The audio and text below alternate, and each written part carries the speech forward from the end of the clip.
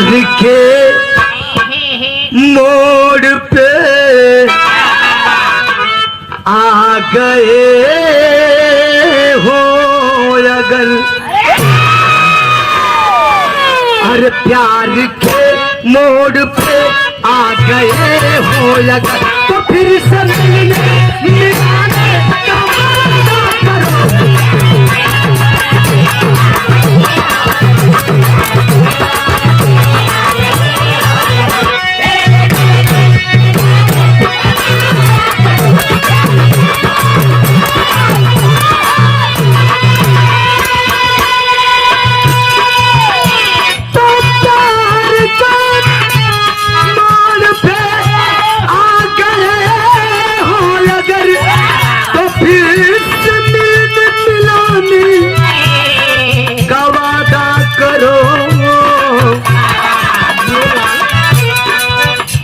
गए हो तो जाने की जीत ना करो,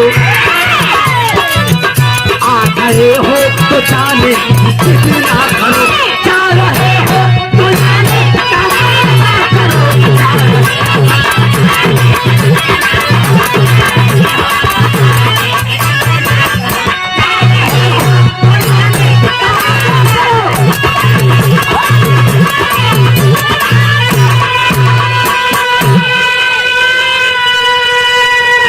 ये तो प्रेमी और प्रेमिका के बीच की बात थी, लेकिन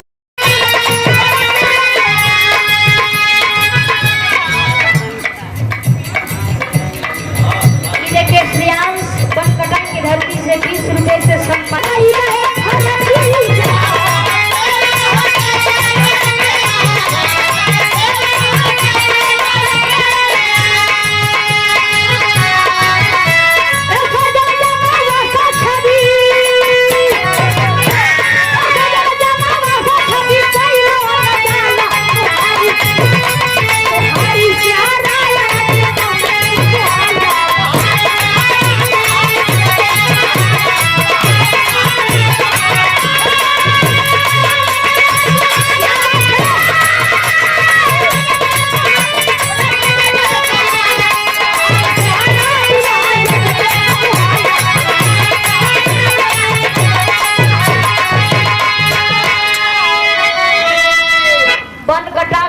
चल के बारात उत्तराव गांव में आई बा।